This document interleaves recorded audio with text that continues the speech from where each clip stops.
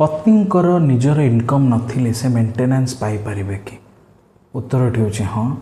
ଭାରତୀୟ ଆଇନର CRPC ଧାରା 125 ଏବଂ ଭାରତୀୟ ନାଗରିକ ସୁରକ୍ଷା ସଂହିତାର 144 ଏହି ଅଧିକାର ଦେଇଛି। ଆସନ୍ତୁ କୋର୍ଟ କିପରି ହିସାବ କରେ ସେଥିରେ ଦୃଷ୍ଟି ପକାଇବା। କିଏ ମେଣ୍ଟେନାନ୍ସ ପାଇପାରିବେ?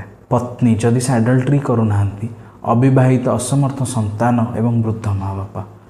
କୋର୍ଟ କ'ଣ କ'ଣ ଫ୍ୟାକ୍ଟର୍ସ ଦେଖେ ମେଣ୍ଟେନାନ୍ସ ଦେଲାବେଳେ? ପତିଙ୍କର monthly salary, standard of living, ଆଉ ତାଙ୍କ ଉପରେ କେତେଜଣ ନିର୍ଭର କରୁଛନ୍ତି, ଘର ଭଡ଼ା, ସନ୍ତାନର ଏଜୁକେସନ୍ ପାଇଁ ଖର୍ଚ୍ଚ ଏବଂ ଡାକ୍ତରୀ ଖର୍ଚ୍ଚ ମଧ୍ୟ ଦେଖାଯାଇଥାଏ। କୋର୍ଟ ସାଧାରଣତଃ ପତିଙ୍କ ନେଟ୍ ଇନକମ୍ର 25ରୁ 33% ମେଣ୍ଟେନାନ୍ସ ରୂପେ ଦେବାକୁ କହିଥାଏ। ଯଦି ପତିଙ୍କ ସ୍ୟାଲେରୀ 50,000 ରହୁଛି, ମେଣ୍ଟେନାନ୍ସ 12ରୁ 16,000 ପର୍ଯ୍ୟନ୍ତ ଫିକ୍ସ ହୋଇପାରିବ। ଏକ ବିଶେଷ କଥା, କେବେ କେବେ ଇଣ୍ଟରିମ୍ ମେଣ୍ଟେନାନ୍ସ ମାମଲା ଚାଲିଥିବା ବେଳେ ଟେମ୍ପୋରାରୀ ମେଣ୍ଟେନାନ୍ସ ବି ଦିଆଯାଇଥାଏ।